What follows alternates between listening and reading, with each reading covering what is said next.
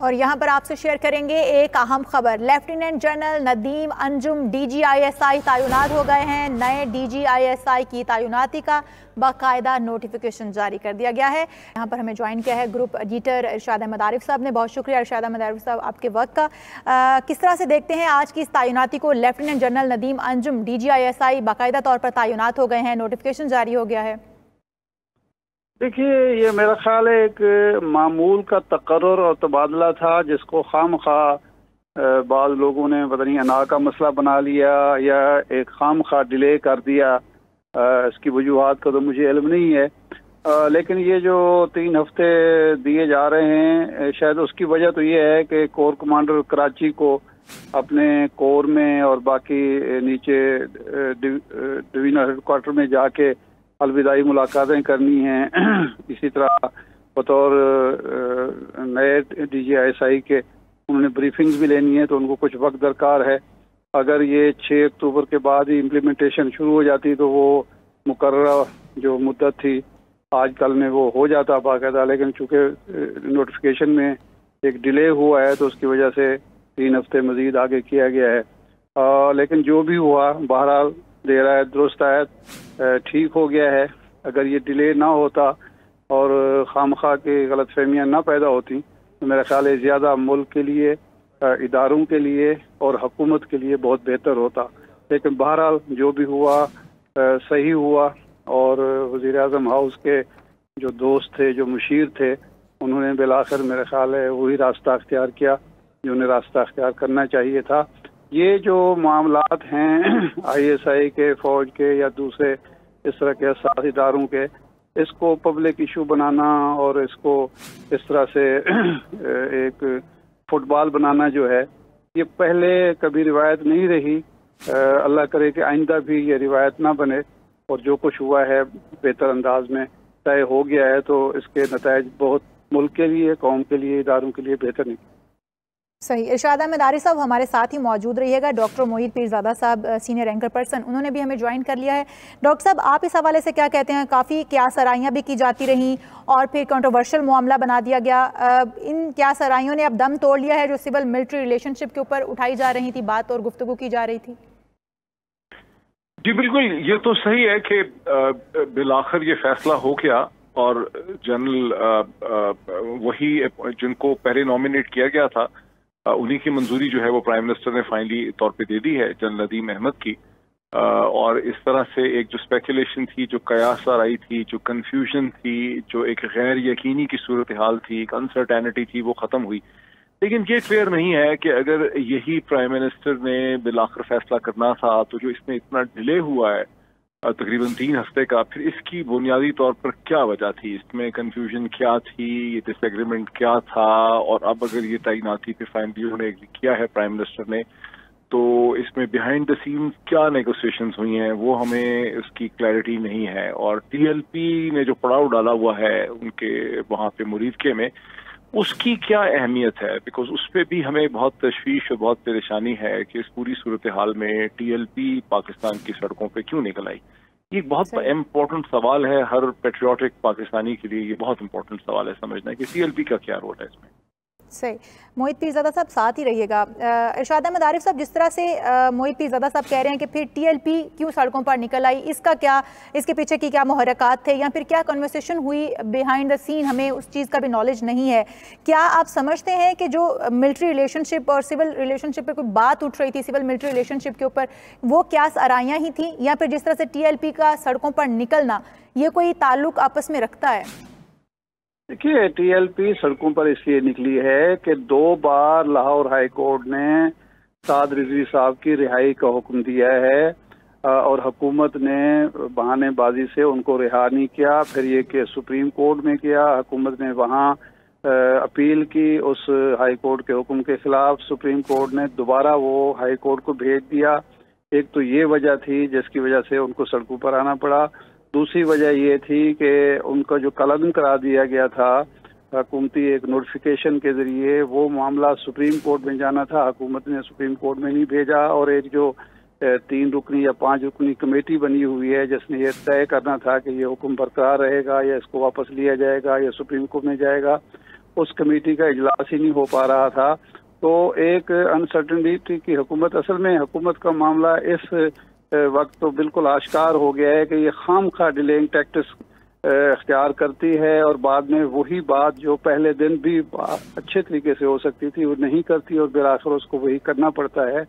तो टीएलपी का मैं नहीं समझता कि इस मामले से कोई ताल्लुक है या टीएलपी की वजह से ये नोटिफिकेशन जारी करना पड़ा है। अगर ऐसी बात है तो ये तो फिर हुकूमत की डिसीजन मेकिंग का जो प्रोसेस है उस पर बहुत बड़ा सवाल है कि इसका मतलब है कि हसास नौइयत के मामला भी तय करते हुए वो ना तो रियासत के बुनियादी तकाजे जो हैं रियासत का मफाद है उसको देखती है, ना ही वो हसास मामलात की हसासियत को समझती है, बल्कि दबाव आता है तो फिर उसके बाद फैसले करती है। लेकिन सियासी मामलात को भी कंट्रोवर्शियल बना दिया जाता है। जो ताखीर हुई है वो अफसोसनाक थी और मेरा ख्याल है कि अब हुकूमत को संभल जाना चाहिए। सही। इरशाद अहमद आरिफ साहब, आप हमारे साथ ही मौजूद रहिए। डॉक्टर साहब, इस हवाले से आप क्या कहेंगे, क्योंकि अब तो नदीम अंजुम साहब की बतौर DGISI तैनाती हो चुकी, इससे इंटेलिजेंस में क्या बेहतरी आएगी? देखिए, बहुत प्रोफेशनल ऑफिसर हैं, ज़ाहिर है इनको इसीलिए रिकमेंड किया गया था नंबर 1 पोजीशन में। देखिए, पाकिस्तान आर्मी बहुत ही प्रोफेशनल इदारा और इंस्टीट्यूशन है जिसकी 100 बरस से ज़्यादा की तारीख है और उसमें जितने भी टॉप ऑफिसर्स पूरे प्रोसेस को ख़त्म करके आते हैं, staff college, promotion, war courses, उसके बाद नेशनल डिफेंस यूनिवर्सिटी, वो इक्वली कैपेबल होते हैं। तो जाहिर है कि जब उनको रिकमेंड किया गया वो बहुत कैपेबल हैं और इसी वजह से उनको कमांड मिली। अब देखना यह है कि TLP जो है यहाँ पर इसका क्या फ्यूचर होगा, बिकॉज जैसे इरशाद आरिफ साहब कह रहे हैं कि उसमें सुप्रीम कोर्ट के रिव्यू का मसला था, हुकूमत उसका फैसला नहीं कर सकी, लेकिन हम देख रहे हैं कि अप्रैल में ऐसा लगता था कि सिस्टम ने इकट्ठे होकर ये फैसला किया था, पाकिस्तान की सिविल मिलिट्री एडमिनिस्ट्रेशन ने, हुकूमत ने, एस्टैब्लिशमेंट ने मिलकर ये फैसला किया था कि TLP एक क्लियर और प्रेजेंट डेंजर है और उसको कलादम, ज़ाहिर है हुकूमत अकेले तो ये फैसला नहीं कर सकती थी। अब क्या हम उस फैसले से पीछे हट रहे हैं? पूरी दुनिया की निगाहें इस तरफ हैं कि एक पाकिस्तान मुस्लिम दुनिया की वाहिद जोहरी ताकत है, दुनिया में मुस्लिम जो माइंडसेट है उसके और दुनिया के दरमियान में एक क्लैश भी है। तो दुनिया परेशानी से देखती है कि एक इस किस्म का ग्रुप जो है वो क्या पाकिस्तान की सड़कों को कंट्रोल करके हुकूमतों को बेदस्तु पाक कर सकता है, क्या उन्हें सरेंडर करने पे मजबूर कर सकता है? अभी तो यही लग रहा है कि ग्रुप जब चाहता है, पाकिस्तान की दूसरी हुकूमत है ये जिसे सरेंडर करने पे ये बार बार मजबूर कर रहा है ये ग्रुप। तो ये बहुत सीरियस इशू है जिसको अब हम साइड पे नहीं फेंक सकते। सही हो गया। डॉक्टर साहब साथ ही रहिएगा। इरशाद अहमद आरिफ साहब, फैज़ हमीद साहब की कारकर्दगी को किस नज़र से देखते हैं, क्योंकि आप नोटिफिकेशन हो गया, नए DGISI आ गए, फैज़ हमीद साहब की कारकर्दगी को किस तरह से देखते हैं आप? देखिए, जनरल फैज़ हमीद साहब की जो कारकर्दगी है उस पर एक सहाफ़ी क्या राय दे सकता है? ये तो हुकूमत को इल्म होगा या उन इदारों को इल्म होगा जिनके दायरा कार में वो काम कर रहे थे। हमें तो ये महसूस होता है कि उनको जब वो DGC थे और जब वो DGISI थे, एक जमात की तरफ से मुसलसल मुतनाज़ बनाने की कोशिश की गई, उनके खिलाफ नारे भी लगते रहे, उनके खिलाफ तकरीरें भी होती रहीं। तो इसलिए उस बारे में मैं कुछ राय देने की पोजीशन में नहीं हूँ, लेकिन कहा यह जाता है कि वो भी एक प्रोफेशनल अफसर हैं और बहुत ही अनथक और मेहनती आदमी हैं और जो 3 लोगों का 4 लोगों का वो काम करते हैं, 24 घंटे में मुश्किल 4-5 घंटे वो सो पाते हैं। तो उनकी शोहरत तो हमने यही सुनी है। बाकी जो TLP के हवाले से डॉक्टर साहब को याद होगा, हम एक ब्रीफिंग में थे, हमें ये कहा गया था कि TLP का मामला जो है वो TTP से या दूसरी जो तंजीमें, दहशतगर्द तंजीमें, उससे मुख्तलिफ है।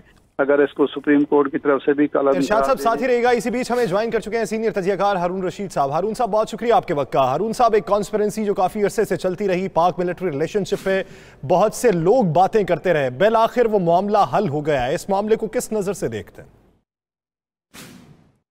बातें तो लोग इसीलिए करते रहे ना कि ताखीर हो रही थी, वो ताखीर नहीं होनी चाहिए थी। कहाँ कन्फ्यूजन हुआ मालूम नहीं, वक्त के साथ पता चलेगा। मतलब ये तो पिछले कुछ दिनों से वादे ही था कि यही तकर्री बाकी रहेगी। खुद जो पिछले सरबराह हैं ISI के, उन्होंने भी यही वज़ीर-ए-आज़म से कहा कि मुझे जाने दें और अपनी नई जिम्मेदारियां संभालने दें। बल्कि यहाँ तक कहा गया, उन्होंने कहा कि वरना मैं अलग हो जाता हूँ, मुस्ताफी होकर अपने घर चला जाता हूँ। बहरहाल ये अच्छी पेशरफ्त है।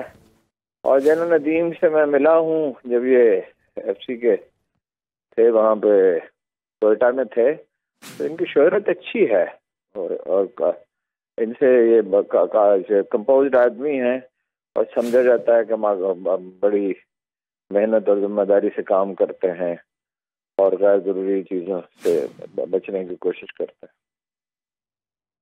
डॉक्टर साहब, आप क्या समझते हैं जनरल नदीम का, आप अगर करियर देखें तो फील्ड के अंदर जिस तरह की उनकी कारकर्दगी, फिर उनकी तैनाती की जब पहले बातें होती रहीं तो उसको लेकर भारत में भी काफी वावेला मचाया गया। अब हरीफ तो बोलेगा जब नई तैनाती होगी और उसे लगेगा कि डेड ऑनेस्ट आदमी है, तो इनसे आगे बेहतरी क्या देख रहे हैं? देखिए, भारत तो जाहिर है हमारा एक उसके साथ एग्जिस्टेंशियल क्राइसिस है, वो एक दुश्मन है, वो एक एक्टिव दुश्मन है। हमारी हॉस्पिटलिटीज में बहुत इजाफा भी हुआ गुज़श्ता चंद बरस में, तो उनका तो कमेंट DGISI के हवाले से मैटर नहीं करता। और जैसे कि मैंने पहले कहा कि पाकिस्तान आर्मी एक बहुत ही भरपूर ब्रिलियंट इंस्टीट्यूशन है पाकिस्तान का, और उसमें तमाम ऑफिसर्स जो ऊपर आते हैं वो एक बड़े प्रोसेस से आते हैं। उसकी पूरी प्रमोशन का प्रोसेस है, जिसमें स्टाफ कॉलेज है, जिसमें नेशनल डिफेंस यूनिवर्सिटी है, जिसमें वॉर कोर्सेज हैं। तो जाहिर है कि एक बेहतरीन आदमी को जब भी एक रिकमेंडेशन आती है, एक की रिकमेंडेशन आएगी, तीन की आएगी, तीन की भी जब आती है तो इक्वली बराबर ही होते हैं। यही चीज मिलिट्री आर्मी चीफ के लिए भी होती है कि जब 3 या 4 नाम आते हैं तो इक्वल लेवल के होते हैं, उनकी सीनियोरिटी में भी कोई बहुत ज्यादा फर्क नहीं होता। तो इसी तरह से हम इस सिचुएशन को समझ सकते हैं, यहाँ इक्वल ही हैं ये सारे ऑफिसर्स, कोई फर्क नहीं है इनमें बहुत। डॉक्टर साहब, मैं आपकी राय से बिल्कुल इत्तफाक करता हूं। इरशाद साहब, आप क्या समझते हैं कि अब जब नई तैनाती हो चुकी, कॉन्स्पिरेंसी भी दम तोड़ चुकी है, जो भी वजूहात थी बीच में वो सब अब पसे पुष्ट डाल के आइंदा की हिकमत अमली तरतीब देने की जरूरत है, तो आज के इस नोटिफिकेशन का इम्पैक्ट आलमी सतह पर क्या देख रहे हैं? देखिए, ISI एक अहम तरीन इदारा है आलमी सतह पर, खा वो KGB हो, खा वो CIA हो, खा रा और मुसाद हों और बाकी जो तंजीमें इंटरनेशनल इंटेलिजेंस एजेंसीज हैं, वो समझते हैं कि ISI एक बहुत ही प्रोफेशनल इदारा है, एक बहुत ही मजबूत इदारा है, उसकी अहलियत सलाहियत को माना जाता है। तो जाहिर बात है ISI का चीफ जो होता है वो इलाके में और आलमी सतह पर एक खुसूसी अहमियत का हामिल होता है। और जनरल नदीम अंजुम की शोहरत ये है कि वो कमांड कर चुके हैं फाटा में भी, KPK में भी और फिर उसके बाद बलूचिस्तान में भी। तो एक अच्छे कमांडर के, प्रोफेशनल कमांडर के तौर पर उनको ये इंफरादियत उनकी है कि उन्होंने बहुत ज़्यादा ऑपरेशंस में हिस्सा लिया है, ऑपरेशनल कमांडर हैं वो, और फिर तालीम याफ्ता हैं, बाहर से तालीम उन्होंने हासिल की है, तो साहिब मुताले हैं, यानी उनका अमली तजर्बा भी बेमिसाल है और उनका तालीम और मुताले जो है वो भी मिसाली है। तो इस बुनियाद पर ISI को संभालना और ISI के मामलात को आगे लेके जाना, मेरे ख्याल है उसमें मज़ीद बेहतरी आएगी, बहुत बेहतरी आएगी। और ख़ास तौर पर जो इस वक्त सूरत हाल है पाकिस्तान अमरीका ताल्लुकात की, पाकिस्तान इंडिया ताल्लुकात की, पाकिस्तान अफगानिस्तान ताल्लुकात की, इलाकाई जो सूरत हाल है अफगानिस्तान के हवाले से, मेरे ख्याल उनका किरदार बहुत अहम होगा। और जाहिर बात है कि हम तवक्को यही करते हैं कि पाकिस्तान के मफादात के तहफ़्फ़ुज़ में नदीम अंजुम सब कामयाब रहेंगे इंशाअल्लाह। आप साथ ही रहिए। हारून रशीद साहब, जिस तरह से पहले कयास आराइयाँ होती जा रही थी इस नोटिफिकेशन के जारी होने से कबल, आज जब बाकायदा नोटिफिकेशन जारी हो गया है, आपके ख्याल में वज़ीर आज़म और आर्मी चीफ के ताल्लुकात की मजबूती और सिविल मिलिट्री रिलेशंस के मजीद आगे बढ़ने के हवाले से कितना पॉजिटिव मैसेज जाता है? जाहिर है इख्तिलाफ खत्म हुआ, बातचीत ही से हुआ होगा ना, अंडरस्टैंडिंग से हुआ है। देखिए, ISI को हम बहुत नैरो पर्सपेक्टिव में देखते हैं और वो बहुत सियासी हवालों से उसके बारे में गुफ्तगू की जाती है, वर्षों पे फैला हुआ प्रोपेगेंडा एक तासुर पैदा करता है। असल में ये हमारी पहली डिफेंस लाइन है और ये उन पाकिस्तान के उन इदारों में से एक है। फौज के बारे में डॉक्टर साहब ने ठीक कहा, मगर ISI की तारीख अगर देखें तो ये इसकी परफॉर्मेंस ओवरऑल अफवाज में सबसे बेहतर रही है, बावजूद इसके हुकूमतें बदलती रहीं और बाद औक़ात उसके नतीजे में तबादले तकर्रुर इस तरह होते रहे कि उससे कमज़ोरी भी आई, वरना एक ज़माने में से दुनिया की सबसे अच्छी एजेंसी या सबसे अच्छी एजेंसी में से एक शुमार किया जाता था। तो खुदा का शुक्र है ये झगड़ा ख़त्म हुआ और अब ये मामूल के मुताबिक अपना काम होने लगेगा। अफगानिस्तान जैसा क्राइसिस दरपेश है, मुल्क के अंदर मसले हैं, जान है, महंगाई बढ़ रही है, बहुत सी चीज़ें हैं, इसमें जितना ज़्यादा से ज़्यादा हम आहंगी हो उतना ही बेहतर है। डॉक्टर साहब, आप क्या राय रखते हैं, जिस तरह ये तैनाती का नोटिफिकेशन इब्तदाई तौर पर जारी हुआ और हुकूमत ने वहां पे स्टैंड लिया कि हमने कुछ तरीकाकार को तब्दील करना है, ट्रेंड सेट करना है, अब जब नई तैनाती के लिए फिर से दोबारा उसी शख्स का ऐलान होता है, तो क्या आप ये समझते हैं कि आने वाले मुस्तकबिल में ये हम ट्रेंड सेट कर चुके हैं या हमने ट्रेंड खराब किया? देखिए, जो चीज अब इसमें चूंकि बहुत ज्यादा बहस हुई है, मेन स्ट्रीम टेलीविजन पे तो ज्यादा बहस नहीं हुई, लेकिन पाकिस्तान के हर घर में, हर ड्राइंग रूम पे, हर ऑफिस के अंदर और सोशल मीडिया पे इस पे बड़ी खुल की डिस्कशन हुई है। और उससे हमें यही पता चलता है कि पहले जो ISPR की प्रेस रिलीज इशू हो गई थी, उस वक्त तक कोई रिटन समरी जो है वो नहीं आई थी और कोई उस पर कोई क्लियर कंसेंसस नहीं था, और उसी पे एक डिसएग्रीमेंट पैदा हो गया कि कंसेंसस चूंकि नहीं हुआ था तो प्रेस रिलीज कैसे हो गई। और जो पिछले हमने 3 दिन का, पूरे 3 हफ्ते का जो एक डिले देखा है, उसमें इसी चीज के ऊपर बार बार बहस होती रही है कि इसका एक प्रोसेस होना चाहिए। और फिर उसमें आपने देखा कि एक समरी आई है और उस समरी के नतीजे में प्राइम मिनिस्टर ऑफिस ने इस नोटिफिकेशन को फाइनली इशू किया है। तो दोनों साइड्स ने इसमें गिव एंड टेक किया है। प्राइम मिनिस्टर ने यहाँ पर ये उसमें फ्लेक्सिबिलिटी दिखाई है कि उन्होंने उसी ऑफिसर को फाइनली कर दिया है जिसे जैनब बाजवा ने, जिनका नाम पहले नॉमिनेट किया था। एक चीज समझना बहुत जरूरी है कि ऑफिसर्स में कोई फर्क नहीं है, ना उनका कोई ताल्लुक है। बदकिस्मती से ऐसी डिबेट होने लग गई है कि कौन सा ऑफिसर अच्छा है, कौन सा बुरा है। यहाँ ऑफिसर्स का मसला नहीं था, यहाँ जो भी डिसएग्रीमेंट था वो बेसिकली GHQ में और प्राइम मिनिस्टर ऑफिस में, या यूं कहिए प्राइम मिनिस्टर पाकिस्तान और आर्मी चीफ के दरमियान में एक डिसएग्रीमेंट था। ये 2 शख्सियात का डिसएग्रीमेंट हो सकता है, ये 2 इदारों का और 2 सिस्टम्स का कोई टकराव या डिसएग्रीमेंट यहाँ पे हरगिज नहीं था। इस पे बहुत हमने रिसर्च की है, बहुत लोगों से हमने इस पे बात की है। ये एक सिविल मिलिट्री इशू नहीं था, ये प्राइम मिनिस्टर ऑफिस और जनरल बाजवा के ऑफिस के दरमियान में एक डिसएग्रीमेंट था कि इसका तरीकाकार क्या है। इन दी एंड दोनों को उनकी चीजें मिल गई हैं। प्राइम मिनिस्टर ऑफिस को एक प्रॉपर प्रोसेस मिल गया है, समरी आई है, समरी पे उन्होंने माइंड एप्लीकेशन की है और दूसरी तरफ से जनरल बाजवा की रिकमेंडेशन को एक्सेप्ट कर दिया गया। तो इस तरह से ये रेजोल्यूशन इसकी हो गई। सही। हारून साहब, जिस तरह से हम देख रहे हैं कि अफगानिस्तान के मामलात, फिर अमेरिका के साथ ताल्लुकात और पाकिस्तान के ऊपर मुख्तलिफ इक़साम के प्रेशर भी हैं आलमी दुनिया की जानिब से, ऐसे में लेफ्टिनेंट जनरल नदीम अंजुम की तैनाती को आप किस पैराए में देखते हैं? जाहिर है इसमें अब क्या नई बात है, कहने की सारी बात तो कह दी भाई। अब ठीक है, हालात मामूल पे आ जाएंगे और जो थोड़ी बहुत कोई गलत फहमी से माहौल पैदा हुआ था और इसमें जो बिल्कुल बदगुमानी का तासुर था।